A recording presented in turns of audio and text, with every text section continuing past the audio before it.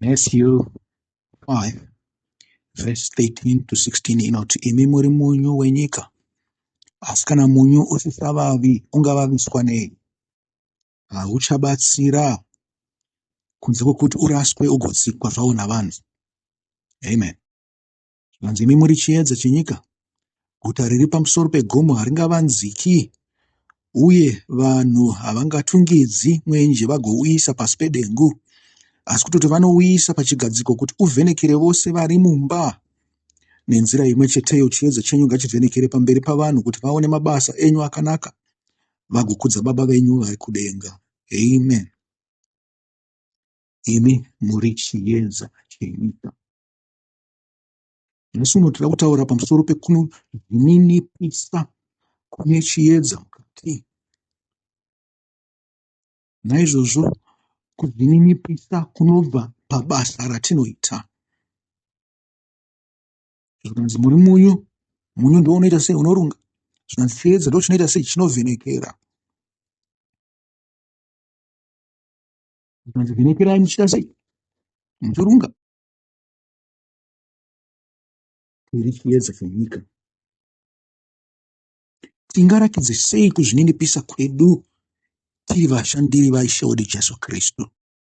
Nokuti naiye anotiwo pana Matthew 16, tikatarisa verse 21 to 28, inotaura ichiti pamusoro pekushandira Ishe wedu Jesu Kristu.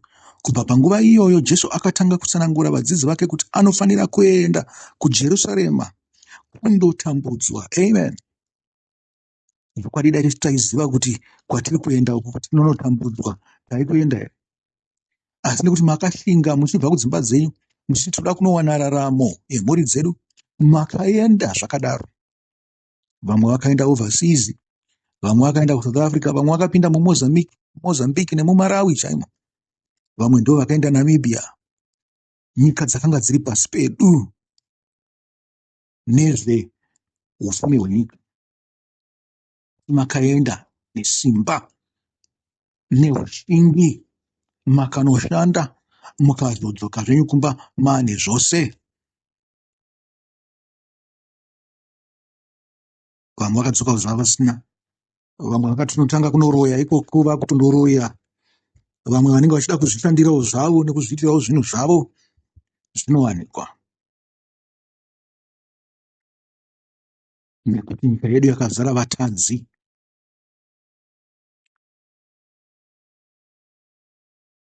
Zvikanzi ndoenda Jerusarema kundotambudzwa kwazvo pamaoko avakuru navaprista vakuru navadzidzisi vemirayiro, uye kuti ndinofanira kuurayiwa nokumutswazve pazuva retatu. Amen. Muri kuona pane chinhu ichi, pane vhesi panotaura kuti ndiri kunofa zvangu asi ndichanomuka, ndiri kunoshanda ndichitambudzika asi ndichazova nerugare. Saka zvakangofanana nezvamunoita izvo. Vhesi 22 inoti, Petro akamutora padivi akatanga kumutsiura achiti, hazviitiki Ishe, izvi hazvisi kuzoitika kwamuri. Amen. Hamuna kuita vamwe here vaida kukurambidzai kuenda mhiri kwamakungwa kana kuSouth Africa uku vachiti haiwa kune genocide, kune inonzani yokuvengana kwavatema, xenophobia. Vamwe makarambidzwa. Zvikanzi kune vanhu vanodya zvitaka zvavanhu, kuna varoyi, kune n'anga. Zvose izvozvo zvakataurwa navanhu vachikwekisidzirai, makazviwana zviriko. Asi vamwe matore makore nemakore muriko muchiziva kuti zvinhu izvo zviriko, muri kungorarama. Petro akatora Jesu akamutsiura akati, sei uchida kuita chinhu chakaipa so? Asi Jesu wakanga wakataurira mubayiro wake achiziva kuti kutambudzika kwangu nokufa kwangu ndekwanguva duku duku, ndichazomuka ndikava nei? Norugare. Petro akati, izvi hazviite Ishe, hazvisi kuzoitika kwamuri. Jesu akatendeukira kwaari akati, enda shure kwangu Satani. Amen. Uri chigumbuso kwandiri nokuti hauna zvinhu zvaMwari mupfungwa dzako asi zvavanhu. Amen. Kana tichizviinterpreta tingati kunzi enda shure, zvikanzi regedza nditungamirire ini. Unogona kunditungamirira sei? iwe ugara uri shure uchitarisa kuti ndiri kuita sei. Satani. Asi imi mungade kuisa Satani kumashure kwenyu here? Hamungafambe nerwendo rwose muchiteuka here, muchitarisana pamusoro pamafudzi enyu nokutya. Muri kuzvinzwa? Ndiro gwara roumwari iri, kuti mune zvidingamupinyi zvakawanda. Dhiabhori aripowo futi, varoyi varipo, masatanisi aripo, n'anga dziripo, vaiti vezvakaipa varipo, mhondi nemhongwe dziripo, vanhu vasina kukwana varipowo futi. Musangogara muchitarisana pamusoro pamafudzi enyu misi yose kana muchitya. Asi hama vadiwa, ndinoti regerai kuvhundutswa. Muri vanakomana vaMwari navanasikana vaMwari. Kuna Mwari kune gender neutrality. Hakuna mukomana kana musikana. Kana manga mune pfungwa yekuzororwa kudenga, kanganwai. Kana kuwana kudenga, kanganwai. Izvi ndezvapasi pano chete kuti rudzi rurambe ruchienderera pamberi nokuita vana vanoumwari, kuti vanoramba vachidzidza vachivandudzwa pakuziva kwavo Mwari. Mwari akanga akatarira kuti pachaita rudzi rwose rwakazara kune vanhu vanotya Mwari. Asi tiri kuona kuti handizvo zviri kuitika. Rudzi ruri kutoita zvakatonyanyisa kuipa. Verse 24, ipapo Jesu akati kuvadzidzi vake, kana paina anoda kunditevera ngaazvirambe atakure muchinjikwa wake anditevere. Nokuti ani naani anoda kuchengetedza upenyu hwake acharasikirwa nahwo, asi ani naani anorasikirwa noupenyu hwake nokuda kwangu achauhwana. Amen. Zvikanzi kana usingaite basa rangu ucharasikirwa neupenyu hwako, asi kana ukaita basa rangu, nyangwe wakarasikirwa noupenyu hwako pasi pano, uchawana upenyu hwako. Zvikanzi pane chi? Pane mibayiro. Mubayiro sei yatanzwa chi? Pakutanga Jesu paakanga achitaura pamusoro peJerusarema nokunotambudzikwa nekuurayiwa nokuzomuka kwake. Verse 26. Ko, munhu achabatsirwa nei kana akawana nyika yose asi achirasikirwa noupenyu hwake? Kana kuti munhu acharipeiko kuti adzikinure upenyu hwake? Amen. Zvikanzi ava vakafuma ava vakawana nyika yose. Chii chavakarasa muupenyu hwavo chaita kuti vawane nyika yose? Vawana nyika, varasikirwa nei? Noupenyu. Mubvunzo uchiita, handisi kuti vose vakarasikirwa noupenyu, asi panozobuda inzwi rokuti kuromba, ndipo patinoziva kuti vakarasikirwa nei? Noupenyu. Zvava zvidhoma. Nokuti mwanakomana womunhu achauya ari mukubwinya kwababa vake aine vatumwa vake. Ngwarirai zvidhoma zvinouraya. Asi Ishe wedu wakauya nokubwinya navatumwa vake, tinoziva kuti hondo nezvidhoma yapera. Zvikanzi ipapo achapa mubayiro kuno mumwe nomumwe maererano namabasa ake. Amen. Ngatipembere kuna Mwari anotsanangura shoko rake mukati memanzwi ake. Zvikabva zvataurwa nenyaya yemubayiro, zvatinoda kuita kungotsungirira nokushanda. Ndinokuudzai chokwadi kuti vamwe vamire pano havazofi vasati vaona mwanakomana wemunhu achiuya muumambo hwake. Amen. Zvino inzwi iri rokupedzisira inotitaurira kuti mwanakomana wemunhu anoonekwa navanhu mazuva ose achiuya ari muumambo hwake nokubwinya nesimba. Zvinoonekwa sei? Zvinotoonekwa pamunhu kuti mwanakomana wemunhu ari pano, nokuda kwesimba rinenge richirakidza munhu iye, nokuda kweshoko rine utsvene raanenge achitaura. Hama vadiwa,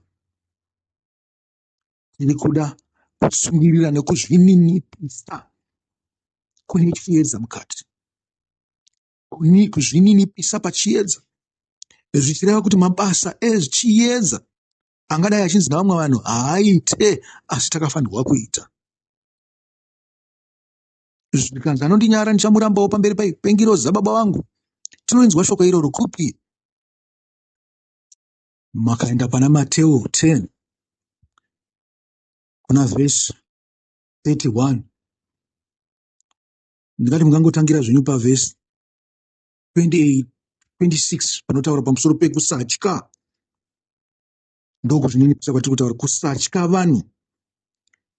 Naizvo zvinozvininipisa, pane kushorwa, pane kutukwa, pane kunyadzwa, muchiita zvinhu zvamakanga musingatarisirwa kunzi muite pamwe neshamwari dzenyu nehama dzenyu, asi muchiitira Mwari, muchifamba nechiedza, makatungidza chiedza mamuri, muchivhenekera nyika, muchirunga nyika. Zvikanzi musatye kuita saizvozvo. Asi patiri kuda apa ndopa vhesi 31 panonzi, naizvozvo musatya nokuti munokosha kupfuura shuru iri diki zhinji. Ani nani anondipupurira pamberi pavanhu, neniwo ndichamupupura pamberi paBaba vangu vari kudenga. Asi ani nani anondiramba pamberi pavanhu, neni ndichamurambawo pamberi paBaba vangu vari kudenga. Amen. Ndo basa ratinoita riri kudikanwa naMwari, tichitaura pamusoro kuti tinofanirwa kupingirira kushandira Ishe wedu Jesu Kristu, tisingatye vanhu, tisinganyare vanhu, nyangwe takatukwa, nyangwe takatemwa nematombo, kana kuti takakandirwa mashoko, takanyadzwa, takadirwa mvura, asi as long as tiri kushandira Ishe wedu Jesu Kristu, zvinhu zvose zvakanaka. Mugove wedu uripo, tinenge tichifambisa chiedza. Amen. Amen. Rino izuva ra33 rekuverengwa kweoma, zvichireva izvo vhiki 4 namazuva 6 okuverengwa kweoma. Naizvozvo tinotanga nekupambiri kuna Baba vedu vari kudenga, ivo vakatipa mirayiro inotitsvenesa, uyezve vakatirayirawo pamusoro pekuverengwa kweoma. Amen. Tatarisa pana Matthew 5 verse 16, tikaenda pana Matthew 10 verse 31 to 33, tikaverengawo Matthew 21 kusvika 28. Tingaite sei kuti tiratidze kuzvininipisa, tikati tinozvininipisa namabasa atinenge tichiita tichiitira Mwari? Kungozvininipisa tichiita samadhomet hazvitibatsire.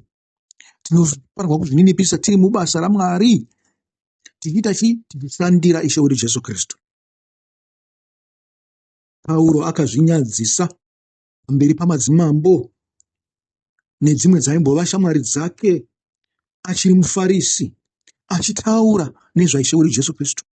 Wakataurawo pamberi pamadzimambo kusvikira vakuti iwe unenge unopenga chete, unofunga kuti ungatitendeutse iwewe. Akashorwa akanzi kudzidza kwako kwekupengesa uku. Tinozviona kupiko kuna Mabasa, bhuku raMabasa 23 verse 20, X23 kusvika pachapter 26, paakasanganawo nana Felix, nana Agrippa. Even wakazvininipisawo, wakasvika pakutakwa namabwe achimirira Ishe wedu Jesu Kristu. Haana kuti pavakanga vakumuzvuzvudziridza vachienda naye panze vachida kunomutaka namabwe, haana kuti aiwa chimbomirai ndafunga futi. Akaramba achipupura Ishe wedu Jesu Kristu, akaregerera nyangwe naivavo vaimutaka namabwe.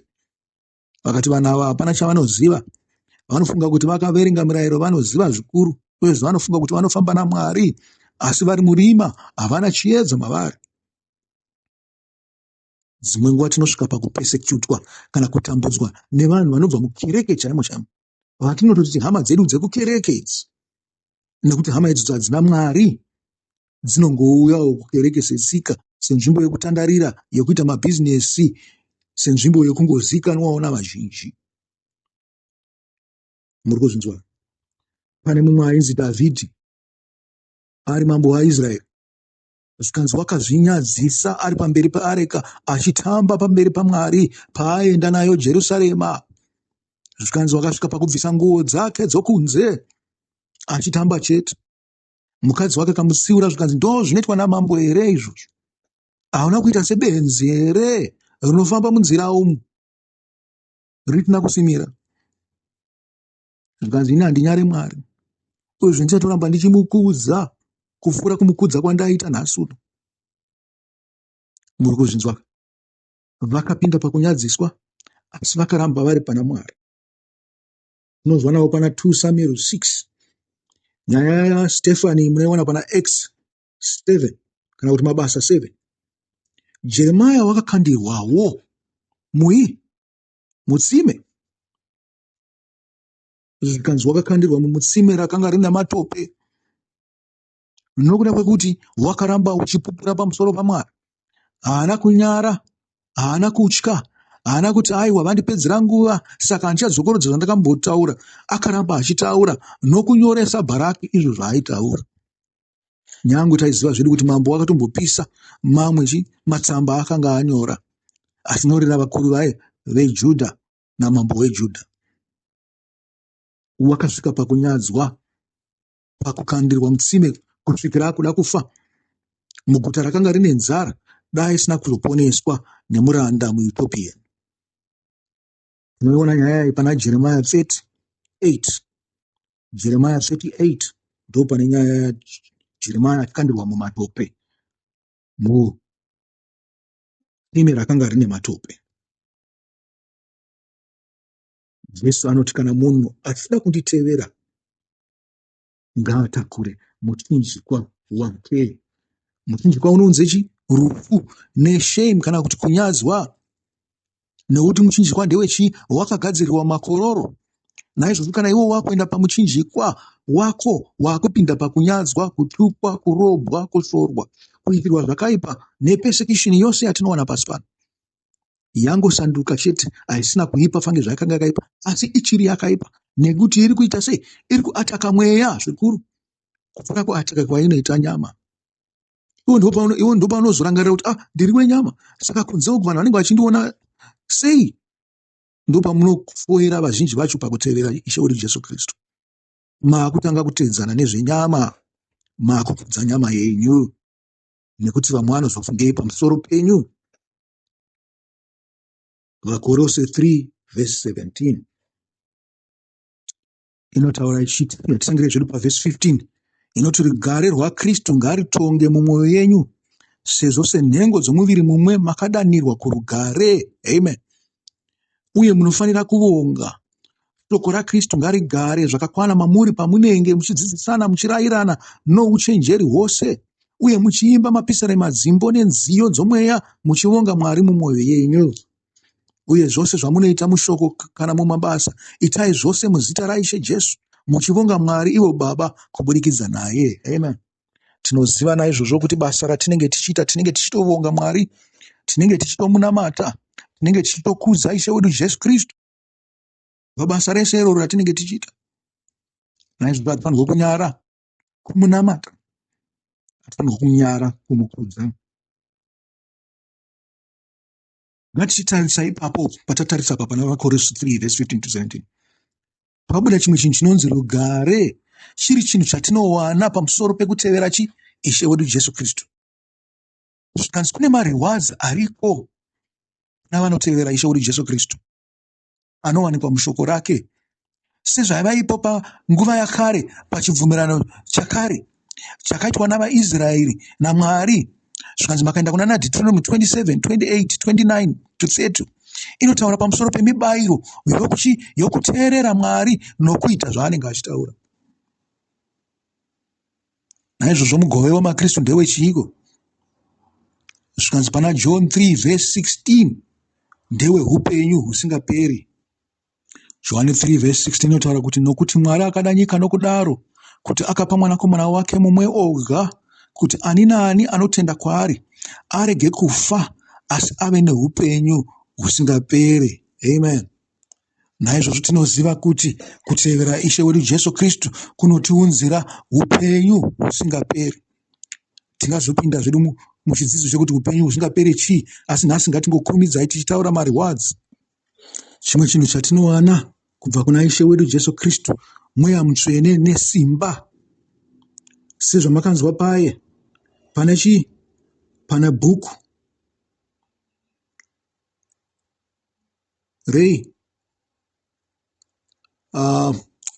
pana bhuku raActs kunzi mweya mutsvene uchauya. Ndo nguva yatakatarirana nayo iyoyo yokuburuka kwemweya mutsvene, asi wakatouya kare. Izvi takungoitawo tichirangarira ivo vakanga varipo nguva yakaburuka mweya mutsvene nechivimbiswa chakanga chaitwa kuna Ishe wedu Jesu Kristu, haangatinyadzise, haangatirase, uyezve panguva yakafanira unotibuditsira mweya wake mutsvene. Zvikanzi kana muchindida muchateerera zvandinokurayirai. Amen. Naizvozvo mukuteerera shoko munotibuditsira chii? Mweya mutsvene, nekuti tinenge tarakidza kuti tiri vaIshe wedu Jesu Kristu.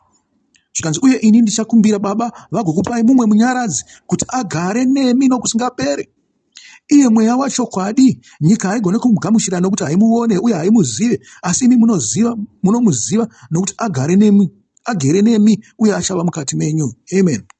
Zvikanzi naizvozvo handikusiyei muri nherera, ndichauya kwamuri. Amen.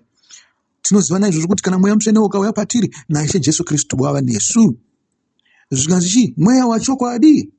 Zvikanzi kana tine Bhaibheri tinenge tisina chokwadi, asi kana mweya wauya ndiwo unozotizivisa chokwadi.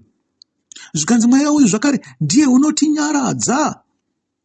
Chipo chekunyaradzwa handi pakutambudzika kwedu, pakushushikana kwedu, pakusaziva kuti todii, zvinomborevei chiiko izvi zvatinazvo izvi.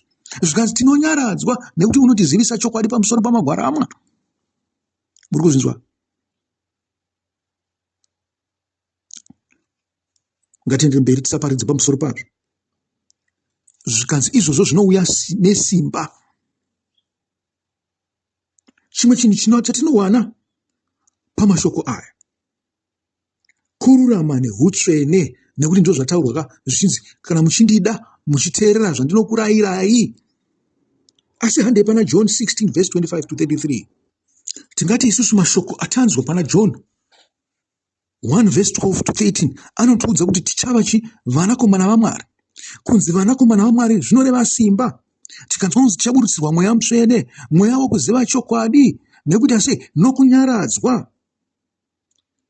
Izvi zvinobva pakuteerera. Naizvozvo tinenge tava nekururama noutsvene pakuita chii? Pakuita shoko raMwari. Nyangwe zvakadaro unotivimbisa rugare nomufaro.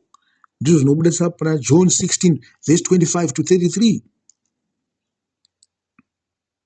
Inotaura kuti kunyange ndanga ndichitaura nomufananidzo, nguva inouya yandisingazotaura nemufananidzo, asi ndichakuudzai pachena pamusoro paBaba vangu. Amen. Pazuva iro muchakumbira muzita rangu. Handisi kuti ndichakumbira Baba panzvimbo yenyu, kwete. Baba pachavo vanokudai nokuti makandida uye makatenda kuti ndakabva kuna Mwari. Ndakabva kuna Baba ndikapinda munyika, zvino ndava kusiya nyika ndichidzokera kuna Baba. Amen. Zvikanzi tichava nerugare naBaba nokuti Baba vachatiziva. Ndo panobuda shoko riyana ndinogara ndichitaura kuti musafunga kuti munozikanwa naBaba, kusara kukunge Baba vakuzivai chaizvo. Chakakosha kuna Baba ishoko ravakatumira pasi pano, sezvatinonzwa kuna John 1. Zvikanzi asi rakauya pakati pewe kwake havana kumuziva. Shoko rakanga risisina simba nokuda kwavanyori navaprista, asi Ishe wedu Jesu Kristu wakatumirwa naBaba wakauya kuzodzosera zvokwadi kushoko, wakauya kuzodzosera rudo kushoko. Shoko parakanga ragadziriswa wakadzokera zvake kudenga. Zvikanzi wakakokorodza vanhu vazhinji vakamutevera. Nokudaro wakatiyananisa naBaba. Chakanga chakanaka kuti shoko raMwari ritange ragadziriswa, zvokwadi ibude, uyezve vanhu vagozohakira kuzvokwadi iwe. Ndo kunzi vava naKristu. Muri kupanzwa? Dai makakwanisa kubata zvinhu zvandikutaura izvozvo izvi, hamungafambe muchizvikudza, uyezve hamuchazvoita sei zvakaipa, hamuchazofamba savatadzi. Nokuti shoko parinobatwa navafundisi vatinava, vanotitaura kunge isusu tiri more important kupfuura shoko raMwari. Zvisiri izvo. Isi tiri vaduku, hatisi so important kusara kwekunge tave neshoko raMwari. Tinenge takungozivikanwa kuna Baba. Naizvozvo Baba vanotipa rudo, nokuti shoko racho pacharo iro pacharo rudo nezvokwadi nesimba. Kana tava naro, tava nezvokwadi, tava vanakomana vanhu vaBaba, kuburikidza nani? NaIshe wedu Jesu Kristu unotiyananisa. Kuyananiswa hakungobva pagwayana rechibayiro chete, kana panzombe kana pane chimwe chinhu kunobvawo pakuziva mashoko aMwari, nokuti Mwari haangayanane nezvinotadza nezvakaora, unoyanana nevakatendeuka. Unotivimbisa rugare namafaro kana tayanana neshoko raMwari. Tava vamwe naBaba, tava nesimba, tava neutsvene, tava nekururama. Asi chokupedzisira chandingataura ndechekuti unotivimbisa kuchengetedzwa. Kuchengetedzwa nani? naBaba. Imi mungandibvunza kuti sei muchitaura pamusoro pekuchengetedzwa? Nekuti vatakanzwa vapostori vakatitangira sezvamataura kuti vakafira muna Ishe wedu Jesu Kristu, vachitambura nokumanikidzwa, nokutemwa, nokutakwa namabwe, nokuita sei? Nokuvurawa, vamwe vachidimburwa napakati, vamwe ndo vaikakatirwa mumatirongo, nokuzvindikitwa. Muri kuzvinzwa? Vapostori vazhinji vakatambura pamusoro penyaya iyi. Ana Stephen vatanzwa, nana Paulo vatanzwa, ana Peter navamwe, ana John, James wakaurawawo, Jacob wakaurawawo, naHerodhi. Herodhi achitongora zvake kufadza maJudha. Asi vose vakafira Ishe wedu Jesu Kristu. Vakafira shoko raMwari rakanga rasiwa mavari, shoko rerudo nesimba. Tinochengetedzwa naMwari. Mwari anotivimbisa kuchengetedzwa kana tiri mushoko rake. Ndosaka tichina mapisarema 91 inotitaurira pamusoro pekuchengetedzwa. Zvikanzi Jehovha ndiye utiziro hwedu, zvireva kuti kana tichigara mushoko takachengetedzwa. Muri kuzvinzwa? Kana tichigara mariri tichiita sezvarinotaura takachengetedzwa.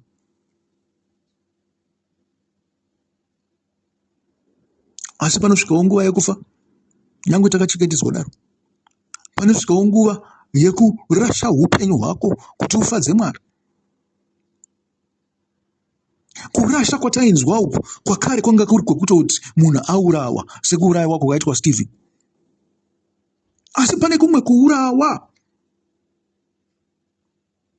kuripo mazuva ano, pekuti iwewe wazvikudza kupfuura shoko raMwari, zvino wakutya kunyara pamberi pavanhu venyika, napahama dzako, napashamwari dzako, wakunobatana nezvinonyangadza zvinoita vanhu. Wakuramba Mwari pamberi pavanhu, wakunyara Ishe wedu Jesu Kristu. Ndiko kumwe kufa kwavako mazuva ano. Chiri kungoita ndechekuti kufa kwauri kuita uku, hausi kufa uchida Mwari sezvaita ana Stephen, uri kufa uchiramba Mwari. Asi kana ukarasha upenyu hwako sezvakaita ana Stephen, unoramba wakamira pashoko raMwari, unenge usina basa nezveupenyu huno. Munoziva here kuti rugare rumwe rwatinotsvaga runouya nekusava nehanya nezvinhu zvapasi pano, zvingava zvinhu zvepolitics, zvingava nhamo dzemudzimba, kungoshayiwa hanya nazvo. Chete uchirambira uri pamberi pashoko raMwari, unogara une rugare mukati mako, usingaite nhange mutange yapasi pano, unogara une rugare mukati mwoyo mako.